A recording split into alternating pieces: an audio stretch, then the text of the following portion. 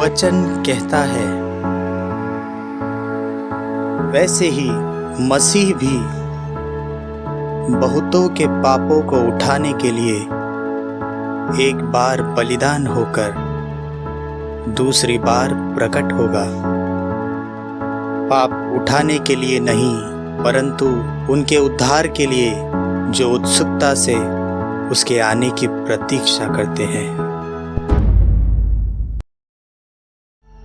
तो चलो प्रभु को और जाने, चलो उसके वचन को और गहराई से समझे, चलो उसकी आत्मा में बढ़ते रहे, चलो पिता की इच्छा को धरती पर पूरी करें।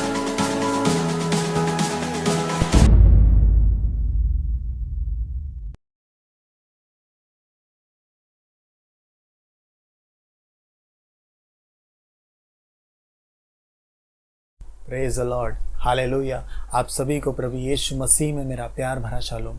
आज बहुत दिनों बाद आपके लिए एक वीडियो लेके आया हूँ ब्रदर्स एंड सिस्टर्स, और बहुत ज़रूरी हो गया था ये वीडियो बनाना, क्योंकि इस देश में, इस दुनिया में जो चल रहा है हम लोग देख रहे हैं, महामारी की हालत है, और उसी बीच दुनिया को हिला देने वाली एक घटना घटी है। वो है इज़राइल और पैलेस्टाइन का युद्ध शुरू हो गया है। इज़राइल और पैलेस्टाइन में सालों साल युद्ध होते आए हैं, और इस बार भी इज़राइल और पैलेस्टाइन में फिर से जंग छिड़ गई है। मिसाइल वॉर हो रही है, मिसाइल दागे जा रहे हैं, अटैक किया जा रहा है। क्या ये युद्ध एक बड़े संसार के अंत की तरफ ले जाने वाली कड़ी है? हमको यही देखना है। हमारे कलीसिया के हृदय में जब से ये वॉर शुरू हुआ है, कलीसिया के हृदय में एक सवाल खड़ा है, उनके सामने एक सवाल खड़ा है। हर विश्वासी पूछना चाहता है, हर विश्वासी के अंदर एक सवाल है कि क्या ये अंत की शुरुआत है? क्या ये युद्ध एक बड़े युद्ध को जन्म देने वाला है? क्या आगे प्रभु यीशु का आगमन कितना निकट है? इस चिन्हों से हम क्या क्या जान सकते हैं? हालेलुया। तो मैंने कुछ 7 सवाल प्रिपेयर किए हैं। इन 7 सवालों का मैं जवाब देना चाहूँगा। मेरे ख्याल से कलीसिया और जो विश्वासी लोग हैं उनको इन 7 सवालों का जवाब इस समय पाना बहुत ही ज़रूरी है। उन सवालों को शुरुआत करने से पहले मैं कुछ सवालों का, जो दूसरे सवाल है, उनका जवाब देना चाहता हूँ। एक सवाल है, जो महामारी का दौर चल रहा है, हम सब उससे जूझ रहे हैं, उसमें से जा रहे हैं, लेकिन जो क्रिश्चियन लोग हैं, जो यीशु मसीह पर विश्वास करते हैं, वो बीमारों के लिए प्रार्थना करते हैं, चंगाई के लिए प्रार्थना करती है, और चंगाई परमेश्वर के सामर्थ्य से होती भी है। यीशु के नाम से लोग चंगे होते हैं। इस समय में क्या हो रहा है? इस समय में महामारी के लिए लोग हमको दोषी ठहरा रहे हैं कि तुम लोग, अगर तुम्हारा यीशु इतना पावरफुल है तो तुम इस दुनिया में महामारी क्यों नहीं निकाल देते? उन लोगों को जाके क्यों नहीं उनके लिए प्रे करते? तो ऐसा नहीं है मेरे भाई और बहन। हम हर व्यक्ति के लिए प्रार्थना कर रहे हैं, इस महामारी के निकल जाने के लिए भी प्रार्थना कर रहे हैं, लेकिन महामारी को डायरेक्टली बंद करना या फिर रोक पाना मसीही लोगों को अधिकार नहीं है। क्यों नहीं है ये भी मैं बताता हूँ। अंत के दिनों में महामारी, भूकंप और तूफान, लड़ाइयाँ, ये सब बातें, सुनामी, ये सब बातें होनी है। ये पहले से ही बाइबल में भविष्यवाणी करके रखी है। अगर मसीही लोगों को उसके ऊपर कोई पावर होता या फिर उन्हें रोकने की ताकत होती, तो ये सब भविष्यवाणियाँ पूरी कैसे होती? और ये भविष्यवाणियाँ, ये जो संकट है, ये अंत के समय के आने वाले न्याय के बारे में चिन्ह दर्शाते हैं। वो चिन्ह हमको कैसे मिलेंगे अगर हम इन चिन्हों को रोक पाएंगे? तो इसलिए परमेश्वर ने ये अधिकार हमको नहीं दिया है कि हम महामारी को रोक के या फिर भूकंप को रोके या फिर सुनामी को रोके। क्यों नहीं दिया है? क्योंकि वो चीज़ें घटना, उनका अस्तित्व होना ज़रूरी है। अगर वो नहीं होंगे तो हमको चिन्ह कैसे मिलेगा कि प्रभु यीशु मसीह का आगमन निकट है? हालेलुया। तो इसलिए इसके ऊपर हमको पावर नहीं है। फिर भी हम ऐसे नहीं कह रहे कि किसी बीमार के लिए प्रार्थना मत करो। आप ज़रूर किसी बीमार के लिए प्रार्थना करो और करवाओ, परमेश्वर उसे शिफा देगा। हालेलुया। तो ये एक सवाल था, बहुत से लोग पूछा करते थे और चैलेंज भी करते थे, लेकिन इसके ऊपर हमको पावर नहीं है। ये मेरा जवाब है। तो मुड़ते हैं अपने मेन सवालों की तरफ। पहला सवाल है, क्या ये इज़राइल पैलेस्टाइन युद्ध एक बड़ी वॉर में, एक बड़े युद्ध में तब्दील होगा? तो इसका जवाब मैं दो तरीके से देना चाहूँगा। पहला है कि इसके पहले भी पैलेस्टाइन और इज़राइल के बीच में बहुत सारे युद्ध हो चुके हैं, बहुत बार हुए हैं, और कभी कोल्ड वॉर हुए हैं, कभी सिविल वॉर हुए हैं, कभी लैंड कैप्चरिंग हुए हैं, कभी कभी मिसाइल अटैक्स हुए हैं, कभी कभी यूनाइटेड नेशंस को भी इंटरवीन करना पड़ गया है, और ये सब हुआ है। और सिर्फ इज़राइल नहीं या फिर पैलेस्टाइन नहीं, उनका ही युद्ध नहीं, इज़राइल उसके चारों ओर जो अरबी देश है उनके साथ भी लड़ाई कर चुका है, और सबको एक हाथ सबको हरा भी चुका है। ये मैं आपको बता दूं, 1967 में ऐसी लड़ाई हो चुकी है। तो ये लड़ाइयाँ होना कुछ नई बात नहीं है, ये लड़ाइयाँ होती आई है। ये है उसका एक पार्ट, इस जवाब का एक पार्ट। दूसरा पार्ट है इस समय की जो लड़ाई चल रही है उसका क्या अंजाम होगा, या फिर उसको कहाँ तक लेके जाएंगे। देखिए, इस समय में दुनिया महामारी से जूझ रही है, महामारी दुनिया भर चल रही है, बहुत देश गरीब हो चुके हैं, बहुत देशों के संसाधन ख़त्म हो चुके हैं। तो इस समय दुनिया किसी भी लड़ाई के लिए या फिर वॉर के लिए तैयार नहीं है, ये समझ लीजिए। तो इसलिए यूएन जो संयुक्त राष्ट्र संगठन है, संयुक्त राष्ट्र संगठन है, वो इंटरवीन करेगा और पैलेस्टाइन और इज़राइल को शांत करने की पूरी कोशिश करेगा। क्योंकि अगर इस बार वॉर या जंग छिड़ गई और अरबी देश भी उसमें शामिल हो गए और इज़राइल के साथ वॉर शुरू हो गई, तो बहुत देश और दुनिया बर्बाद हो जाएगी। ये बात यूएन जानती है। तो इसलिए पॉसिबिलिटी है कि वो रोक पाएंगे। लेकिन दूसरी पॉसिबिलिटी ये है कि जो फिलिस्टाइन जो आर्मी है, वो फिलिस्टाइन की आर्मी या फिर जो हमस की तरफ से जो हमला होए जा रहा है, वो हमस कोई गवर्नमेंट नहीं है, कोई नेशंस गवर्नमेंट, किसी राष्ट्र की गवर्नमेंट नहीं है जिससे संयुक्त राष्ट्र बात करेगा या फिर उनको समझाएगा। ये बात समझ लो।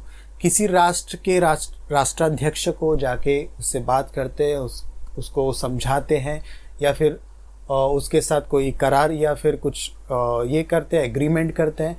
फिर भी ये जो है, ये एक मिलिटेंट ऑर्गेनाइजेशन है, उसको शांत करना, उसको समझाना, ये पॉलिटिकली या लीगल वे पॉसिबल नहीं है।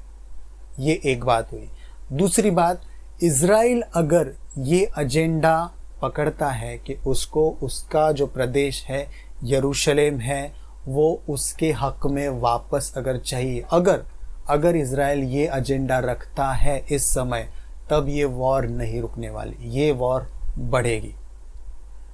वॉर दूसरी तरफ से भी बढ़ सकती है, इज़राइल की तरफ से भी बढ़ सकती है, और अगर दोनों तरफ से बढ़ना अगर शांत कर पाए तो सिर्फ यूएन कर सकती है, और यूएन के ऊपर है कि इनको किस तरह से शांत किया जाए। हालेलुया। तो ऐसा मत समझो कि ये जो वॉर है, ये जो लड़ाई है, इसके पहले नहीं हुई, इसके पहले भी हुई और बहुत बड़ी बड़ी लड़ाइयाँ हो चुकी है, और इज़राइल परमेश्वर के सामर्थ से जीत भी गया है। हालेलुया। तो इस वॉर को बहुत से लोग बहुत से प्रोफेटिक वर्ड से, जो अभिवचन है या फिर प्रोफेटिक वचन है, उनसे कनेक्ट कर रहे हैं। तो दूसरा सवाल है कि इज़िकियल 38 का जो युद्ध जो एक्सप्लेन किया है बाइबल के अंदर, जो मेंशन है, क्या वो ये युद्ध है? नहीं। आपको बता दूं, इज़िकियल 38 क्या है। इज़िकियल 38 में इज़राइल के चारों ओर के जो देश है, सिर्फ इज़राइल के चारों ओर उसके पड़ोसी मुल्क है, वो पड़ोसी मुल्क इज़राइल के ऊपर हमला करेंगे, और उस समय परमेश्वर स्वर्ग से उनकी रक्षा करेगा और उन देशों का नाश करेगा। हालेलुया। तो ये बातें होने वाली है। इनफैक्ट ऐसा ही एक युद्ध 1967 में हुआ था, और उस समय अरबी देश इकट्ठा होकर इज़राइल के ऊपर अटैक किया था, लेकिन इज़राइल ने बड़ी चतुराई से और अपनी टेक्नोलॉजी और सामर्थ्य से उनको हरा दिया था। 1967। ओके। तो ये चल रहा है, लड़ाई है, वो इज़ीकियल 38 की नहीं है। लेकिन ये लड़ाई किस चीज़ के लिए चल रही है? ये लड़ाई चल रही है इज़राइल में जो इम्पोर्टेंट और पवित्र स्थल है उसको पाने के लिए। अब देखो, यरूशलेम हम जानते हैं, यरूशलेम परमेश्वर की नगरी है। जो इज़राइल है उसकी मेन राजधानी, जो भविष्य की राजधानी है, वो वही है। लेकिन यरूशलेम इस समय इज़राइल के हक में नहीं है, ना ही पैलेस्टाइन के हक में है। आपको पता है यरूशलेम के ऊपर, या फिर ओल्ड सिटी जो हम कहते हैं उसको, वेस्ट बैंक कहा जाता है रीजन को, उसके ऊपर यूएन का रूलरशिप है, ना ही इज़राइल का, ना ही पैलेस्टाइन का।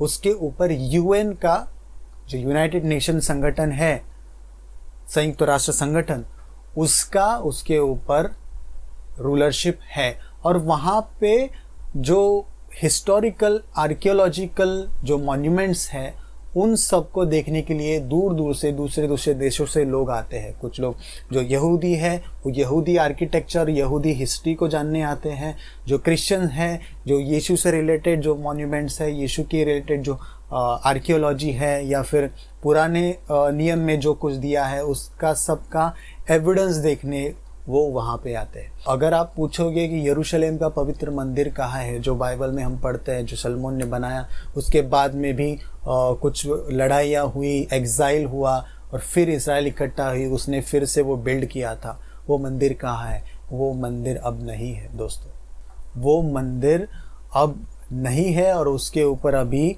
अल अक्सा मॉस्क और उसका जो मेन माउंट का टॉप है, उसका जो खड़क है, जो उसको क्या बोलते हैं, वो बड़ा पत्थर है, वो वैसा ही अंदर है, लेकिन उसको डोम से ढका हुआ है। और वहाँ पे मुस्लिम्स जाके प्रेयर करते हैं, यहूदियों को वहाँ पे जाने की इजाज़त नहीं है। तो वो कॉन्टिनेंट बांट के दिया यूएन ने पैलेस्टीनियंस को, उसके कुछ भाग करके दिए इज़राइलाइट्स को। तो इज़राइली और पैलेस्टाइन के लोग एक ही जगह पे अलग अलग छोटे छोटे टुकड़ों में रहते हैं, उनकी टेरिटरी वहाँ पे है। तो ये सोचो कितना टेंशन होगा वहाँ पे। एक चीज़, एक जगह पाने के लिए दोनों लड़ाई कर रहे हैं, और वो स्थान उनके हक में नहीं है, इसलिए वो लड़ रहे हैं। हालेलुया। दोनों अपनी अपनी तरफ से क्लेम कर रहे हैं। टेम्पल माउंट है, उसके ऊपर मॉस्क है। तो इज़राइल ये चाहती है कि यरूशलेम वापस पाले, और यरूशलेम में जो टेम्पल माउंट है उसके ऊपर तीसरा मंदिर बनाए। तो क्या ये इज़ीकियल 38 का युद्ध है? नहीं है। लेकिन ये लार्ज स्केल पे होने वाला युद्ध जो अंत के समय में होगा, उसका एक शैडो है, उसको ट्रिगर करने वाला मोमेंट है। बढ़ते हैं अपने तीसरे सवाल पे। तीसरा सवाल ये है कि क्या इज़राइल टेम्पल माउंट पे कब्जा करेगा, जिसके बारे में अभी मैंने कहा, क्या इज़राइल टेम्पल माउंट पे कब्जा करेगा। देखिए, अभी जो चल रहा है वो लड़ाई, वो इज़राइल जो उनके विरोधी मिलिटेंट ग्रुप्स है, स्पेसिफिकली उनके ऊपर हमला कर रहे हैं, ना ही वो पैलेस्टीनियंस के जो नॉर्मल सामान्य जनता है उनके ऊपर अटैक नहीं कर रहे। वो सिर्फ उन मिलिटेंट ग्रुप्स के ऊपर अटैक कर रहे हैं। लेकिन हमास वहाँ से जो फायरिंग कर रहा है वो सामान्य जनता, ये जो नॉर्मल जो लोग हैं, सिटीजन्स हैं, उनके ऊपर हमला कर रहा है। तो हो रहा है ये कि आयरन डोम जो टेक्नोलॉजी है इज़राइल का, जो डिफेंड करता है, हर मिसाइल उनकी तरफ जो आता है उसको वो हवा में ही दाग के ख़त्म कर देता है। तो वहाँ तक वो मिसाइल पहुँच नहीं रहे हैं, लेकिन फिर भी उनका टारगेट है कि सिविलियंस को मारा जाए, सिविलियंस यानी जनता को मारा जाए। और इज़राइल किनको टारगेट कर रही है? जो लोग उनको जहाँ जहाँ पे शक है कि वहाँ पे वो मिलिटेंट ग्रुप्स ऑपरेट कर रहे हैं, उनको स्पेसिफिकली टारगेट कर रहे हैं। और हर बार, ये अभी नहीं हुआ है, इसके पहले भी हिस्ट्री में हुआ है, हर बार अगर युद्ध होता है तो युद्ध में हर तरह के लोग घायल होते हैं, बच्चे, औरतें, ये सब घायल होती है, क्योंकि ये बड़े बड़े हथियार है और उन हथियारों के बौछार से बचना आसान नहीं है। एक के बाजू में एक के बाजू में एक ऐसे इमारतें खड़ी है। अगर कोई मिसाइल आता है तो आजू बाजू की इमारतों को भी हार्म होता है। तो यही हुआ है और इसके लिए वो बदला ले रहे हैं। लेकिन अगर इज़राइल का मोटिव अगर साफ है कि इस बार उनको टेम्पल माउंट हासिल करना है तो वो टेम्पल माउंट हासिल कर सकते हैं। लेकिन उनके जो कार्रवाई है उससे ये नहीं लगता कि वो टेम्पल माउंट हासिल करने के लिए या फिर यरूशलेम कैप्चर करने के लिए ये कार्रवाई कर रहे हैं। तो इससे हम जज नहीं कर सकते कि वो इस समय टेम्पल माउंट कैप्चर करेंगे। लेकिन भविष्य में ये होने वाला है, टेम्पल माउंट इज़राइल के हाथ आएगा और वहाँ पे वो तीसरा मंदिर जो भविष्यवाणी बाइबल में की है, तीसरा पवित्र मंदिर बनाया जाएगा। हालेलुया। और चौथा सवाल वही है, तीसरे मंदिर का निर्माण कब होगा। देखो, हम बाइबल की अगर टाइमलाइन देखें तो देखो, तीसरा मंदिर बनना ज़रूरी है। क्यों? क्योंकि एंटी क्राइस्ट जब आएगा तब वचन ऐसा कहता है कि वह मंदिर के अंदर जाएगा और परम पवित्र स्थान में जाकर खुद को बैठाएगा, खुद को खुदा साबित करने की कोशिश करेगा। बराबर। तो ये समझ के चलो कि अगर एंटी क्राइस्ट के समय में मंदिर रेडी है, इसका मतलब इस समय में उसको बनना पड़ेगा। तो ये मंदिर उसके आने से पहले, मतलब ऑब्वियसली डेफिनेटली मंदिर उससे पहले बनेगा। तीसरे मंदिर का निर्माण कब शुरू होगा? ये एंटी क्राइस्ट के आने से पहले। और अगर इज़राइल इसको कैप्चर कर लेता है, और ऐसे ही नहीं कि उसको लड़ाई करके कैप्चर करना है, लड़ाई तो करनी ही पड़ेगी, नो डाउट। उनको लड़ाई के बिना वो जगह कैप्चर करने की पॉसिबल नहीं है। और लड़ाई करके वो पा भी लेंगे, फिर भी उनको बहुत ही बड़ी लीगल लड़ाई लड़नी होगी। जो लीगल लड़ाई जो यूएन के साथ उनको उसको जस्टिफाई करना पड़ेगा, और लीगल लड़ाई जीतने के बाद ही उनको परमिशन मिल सकती है कि वो टेम्पल माउंट पे टेम्पल बनाए। हालेलुया। तो पॉसिबली है टेम्पल माउंट इज़राइल के हाथों बने, और एंटी क्राइस्ट के आने से पहले वो बनना ज़रूरी है, तभी वो वचन फुलफिल होगा। ओके, इसके बाद आते हैं नेक्स्ट क्वेश्चन पे, एंटी क्राइस्ट का आना कब है। देखो, टेम्पल अगर बन जाता है तो टेम्पल के बाद उसका आना भी तय है। जो ट्रिबुलेशन का पीरियड है, ट्रिबुलेशन पीरियड के 2 भाग है। 7 साल का पीरियड है। 7 साल के पीरियड में 3.5 वर्ष का फर्स्ट पार्ट और 3.5 वर्ष का लेटर पार्ट। 3.5 वर्ष में इस दुनिया में युद्ध होंगे और अशांति फैलेगी। राष्ट्र राष्ट्र और राज्य राज्य एक दूसरे के ऊपर चढ़ाई करेंगे, लड़ाई करेंगे, और उसी वक्त एंटी क्राइस्ट का आगमन होगा। तो देखो, ये समय अभी तक आया नहीं है, हमको लगता था, लेकिन देखो अब इस बार क्या हुआ है। संकट जो प्रभु यीशु ने मत्ती 24 में कहे थे वो सब हो रहे हैं। लेकिन इस बार नया क्या हो रहा है? इस पहले संकट आते थे एक के बाद एक, एक के बाद एक, एक के बाद एक, या फिर कुछ टाइम्स स्पेंड करने के बाद, कुछ रिलीफ मिलने के बाद दूसरा संकट आता था। लेकिन इस बार संकटों ने ऐसी तेजी पकड़ी है कि संकट के भीतर संकट, एक संकट आता नहीं कि दूसरा शुरू हो जाता है। तो ये मतलब है कि ये शुरुआत हो चुकी है, तेजी पकड़ ली है संकटों के आने की। हालेलुया।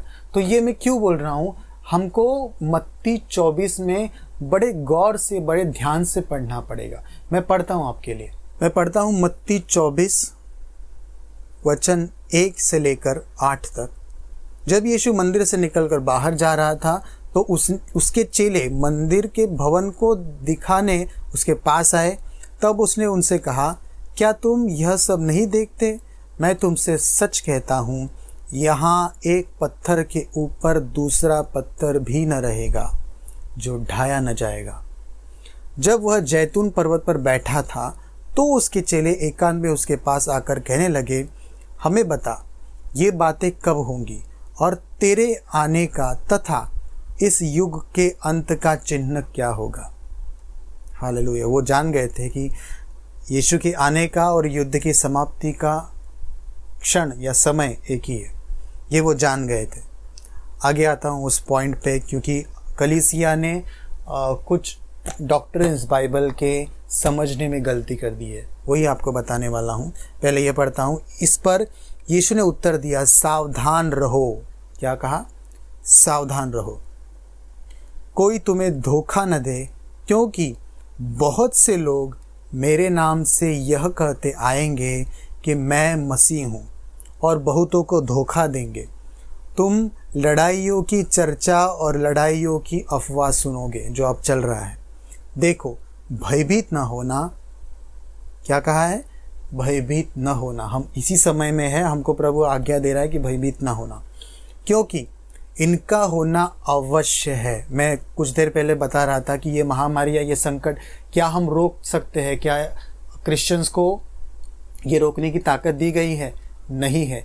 ये बातें होना अवश्य है। अगर ये बातें नहीं होंगी, ये बातें कोई रोक पाएगा, तो ये प्रोफेसी फुलफिल नहीं होगी, वो चिन्ह नहीं मिलेंगे, और अंत के समय में हमको जो सचेत होना है वो भी नहीं होगा।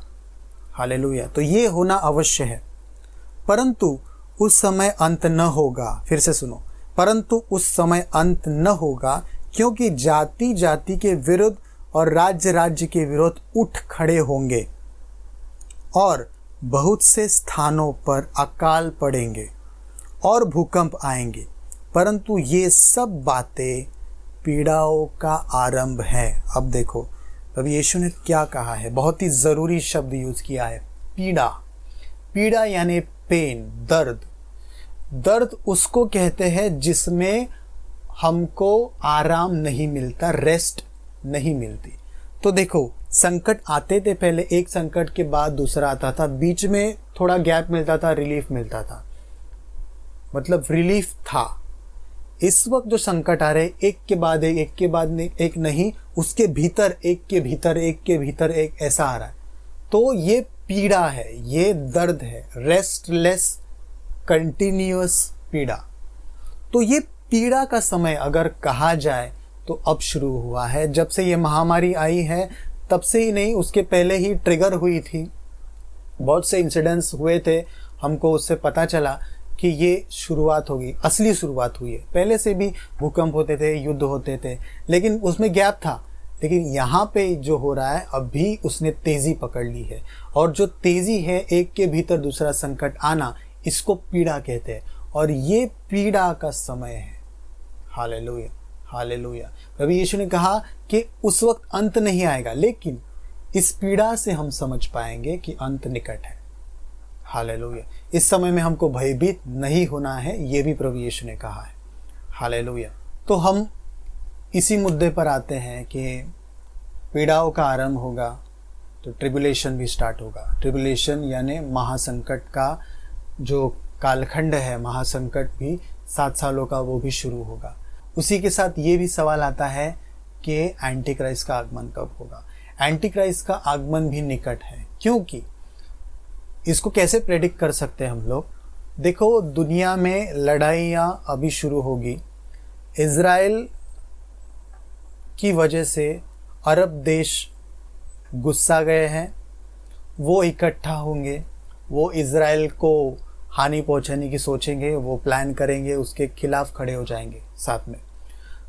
पॉसिबिलिटी है अगर दुनिया में वर्ल्ड वॉर शुरू होता है तो दुनिया में अशांति आएगी, और राष्ट्रों राष्ट्रों में आपसी रंजिश बढ़ जाएगी और लड़ाइयाँ शुरू हो जाएंगी। लेकिन इनका होना सिर्फ एक बेस प्लेटफॉर्म है।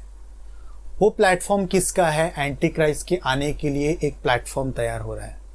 देखो, जितने युद्ध, जितनी नफरत और जितना लड़ाइयाँ होंगी, उसके आने की आशंका ज़्यादा है, क्योंकि वो जब दुनिया में आएगा, एंटी क्राइस्ट की बात कर रहा हूँ, वो जब दुनिया में आएगा तब लोगों को वो शांति के संदेश देगा।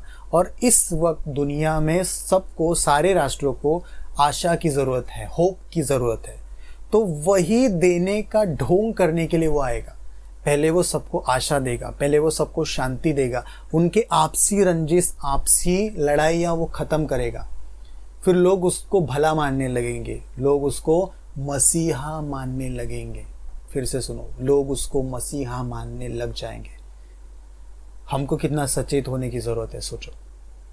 आते हैं अभी ज़रूरी सवाल पे, ये जो लड़ाई चल रही है उस समय हमको भारत देश को, भारत की गवर्नमेंट को क्या करना चाहिए? भारत की गवर्नमेंट को इस समय जो इज़राइल और पैलेस्टाइन के बीच वॉर चल रही है, ना उनको इज़राइल का पक्ष लेना है। ध्यान से सुनो, मैं गवर्नमेंट के बारे में बात कर रहा हूँ। ना उनको इस समय इज़राइल का पक्ष लेना है, ना उनको पैलेस्टाइन का पक्ष लेना है। क्यों? भारत बहुत बड़ी त्रासदी से गुज़र रहा है, बहुत बड़ी महामारी से गुज़र रहा है। तो इस महामारी के चलते हमको बहुत देशों की तरफ से मदद मिल रही है। हमको अरबी देशों से भी मदद मिल रही है और इज़राइल से भी मदद मिल रही है। इस समय अगर भारत की गवर्नमेंट कोई भी प्रोपेगेंडा या एजेंडा दिखाती है किसी के भी पक्ष में, तो हम ट्रबल में आ सकते हैं। अगर इज़राइल के पक्ष में बोले तो जो मदद हमको अरबियन देशों से मिल रही है वो मिलना बंद हो जाएगा। उनके पक्ष में बोलेंगे तो इज़राइल की तरफ से मदद मिलना बंद हो जाएगी। तो इस समय जो महामारी का काल चल रहा है, सिर्फ इस समय के लिए भारत की गवर्नमेंट को, आपको नहीं बोल रहा हूँ, भारत की गवर्नमेंट को चुप रहना चाहिए। इस वक्त भारत की गवर्नमेंट को चुप रहना चाहिए। और जब ये महामारी ख़त्म हो जाएगी उसके बाद भारत को सिर्फ और सिर्फ हमेशा इज़राइल के साथ खड़ा रहना है, क्योंकि परमेश्वर का वचन कहता है जो इज़राइल को आशीष देगा मैं उसको आशीष दूंगा, जो इज़राइल को शापित करेगा मैं उसको शापित करूंगा। तो इसलिए हमको इज़राइल के साथ रहना है। जो इज़राइल के साथ है वो ब्लेस्ड है। तो हमको इज़राइल के साथ हमेशा रहना है, भारत देश को, गवर्नमेंट को। लेकिन इस समय हम उस स्टेज में नहीं है, उस परिस्थिति में नहीं है हम किसी का पक्ष ले, इसलिए हम लोग चुप हैं। मुझे भी लगता है इसीलिए वो चुप है। हालेलुया। तो हमको इस बार, भारत देश को इस बार चुप रहना चाहिए। और भारत के नागरिक जो है वो किसको सपोर्ट कर रहे हैं? मेजर पार्ट मैं आपको बोलूं तो बहुत से लोग इज़राइल को सपोर्ट कर रहे हैं। हम विश्वासी इज़राइल को सपोर्ट कर रहे हैं। क्यों कर रहे हैं? क्योंकि हम जानते हैं इज़राइल का परमेश्वर सच्चा परमेश्वर है। हम इज़राइल से प्यार करते हैं, हम इज़राइल के परमेश्वर से प्यार करते हैं, इसलिए हम इज़राइल को सपोर्ट कर रहे हैं। लेकिन बहुत से लोग इज़राइल को इसलिए सपोर्ट कर रहे हैं क्योंकि वो मुस्लिम से नफरत करते हैं। तो हमारा कोई मोटिव नफरत वाला नहीं हो सकता है, लेकिन उनका है। वो इज़राइल को सपोर्ट कर रहे हैं, लेकिन इज़राइल मुस्लिम राष्ट्रों को ख़त्म कर दे, इस भावना से, उस नफ़रत से वो इज़राइल को सपोर्ट कर रहे हैं। तो उनके सपोर्ट का बैकग्राउंड है हेट, हमारे सपोर्ट का बैकग्राउंड है फेथ। तो वो अलग है। Hallelujah, hallelujah. आते हैं हमारे सबसे ज़रूरी और आखिरी 7वें सवाल पे। प्रभु यीशु का आगमन कब होगा? प्रभु यीशु ने कहा है उसका समय कोई गेस नहीं कर सकता, वो दिन कोई गेस नहीं कर सकता। उस दिन को हम नहीं समझ पाएंगे कि वो दिन कब आएगा। दिन नहीं गेस कर पाएंगे, लेकिन उसके आने का सीज़न गेस कर पाएंगे।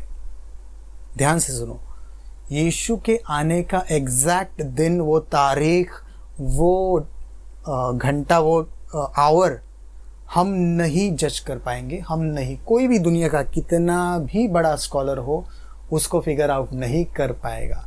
और वो करने का कोई क्लेम भी कर रहा है यीशु इस दिन या इस तारीख को, इस साल को आएगा, तो वो झूठा है। उस पर विश्वास मत करो। मैं भी नहीं कहूँगा कभी। अगर मैं कभी भविष्य में अगर कह दूँ तो मुझे अनसब्सक्राइब कर दो, मेरा चेहरा भी मत देखना। मैं यही बोल रहा हूँ, किसी पर भी बिलीव मत करो कि यीशु अब आएगा, तब आएगा, यहाँ आया है, वहाँ आया है। ये सब जो बातें अंत के समय में ये अफवाहें फैलेंगी, इसलिए सतर्क रहो। यीशु ने कहा है सावधान रहो। तो यीशु का आगमन निकट है। जिस तरीके से ये जो मैंने कहा पीड़ा, रेस्टलेस पीड़ा जो शुरू हुई है इस समय में, इसकी वजह से बहुत से, जैसे बोलते हैं ना, समंदर पूरा उफान मारता है, जैसे समंदर में उफान होता है, वैसे दुनिया की परिस्थिति में उफान आया है। तो ये सब स्टर अप हुआ है, ये सब जल्दी हो रहा है, रैपिडली हो रहा है, समय निकट है। और जो माहौल चल रहा है इस दुनिया में, फ़िलहाल के लिए हमको ये करना चाहिए, इज़राइल के लिए प्रार्थना करनी चाहिए। जो विश्वासी है उनके तरफ आया हूँ मैं। अभी गवर्नमेंट की बात नहीं कर रहा हूँ, मैं उनकी बात कर रहा हूँ। आपको इज़राइल के लिए प्रार्थना करना है। यरूशलेम की शांति के लिए प्रार्थना करो, ऐसा वचन कहा गया है। यरूशलेम के लिए प्रार्थना करनी है, उसके संतानों के लिए प्रार्थना करनी है, उनके लिए प्रार्थना करनी है। दुनिया में जो महामारी चल रही है उसके लिए लोगों को चंगाई मिले, शिफा मिले और आराम मिले, इसके लिए प्रार्थना करनी है। तो चलिए हम प्रार्थना करते हैं।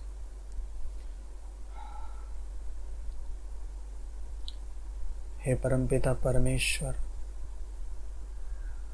हम तेरे निकट आते हैं हे प्रभु यीशु के नाम से, जो नाम तूने इस जगत को दिया है प्रभु, उद्धार का नाम, प्रभु यीशु का नाम।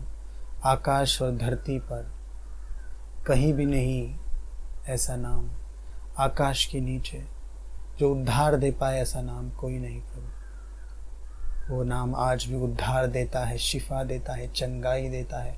वो उतना ही कारगर और सामर्थी है हर समय में। इस महामारी में भी प्रभु तू सामर्थी है और लोगों को बचाने की ताकत रखता है, और तू बचा रहा है, तू बचाने वाला है। हम विश्वास रखते हैं प्रभु। हे पिता, तेरे संतान के लिए, इज़राइल के लिए प्रार्थना करते हैं। तेरे यरूशलेम पवित्र नगरी के लिए, वो प्यारी नगरी, उस प्यारी नगरी के लिए प्रार्थना करते हैं प्रभु। उससे हम भी प्यार करते हैं प्रभु। तेरी यरूशलेम नगरी की ओर देख हे प्रभु, उस पर हाथ रख, उसको शांति दे, उसको सुरक्षित कर प्रभु। जो आने वाले समय में जो संकट आने वाले उसके लिए हमको तैयार कर, हमको विश्वासी कर, हमको प्रेमी कर हे प्रभु। जो गलतियां हमसे पहले हुई वो इस संकट के बाद में या फिर इस महामारी के बाद में ना हो। इस देश के लिए मैं प्रार्थना करता हूँ प्रभु, इस भारत को इस परिस्थिति में से ऊपर उठा हे प्रभु। दया कर यहाँ की गरीब जनता पर, उन पर हाथ रख, उनको चंगाई दे प्रभु। जैसे मूसा ने सर ऊंचा किया उसी प्रकार प्रभु यीशु क्रूस पर ऊंचा किया गया ताकि हम उसको देखकर चंगाई पाए। हे प्रभु, इस महामारी में हम प्रभु यीशु को उस क्रूस पर देखते हैं जहां पर हमारी चंगाई है। इस दुनिया में वो चंगाई बहने दे यीशु के लहू के साथ। प्रभु यीशु के पवित्र नाम में मांगता हूँ, आमीन, आमीन, आमीन।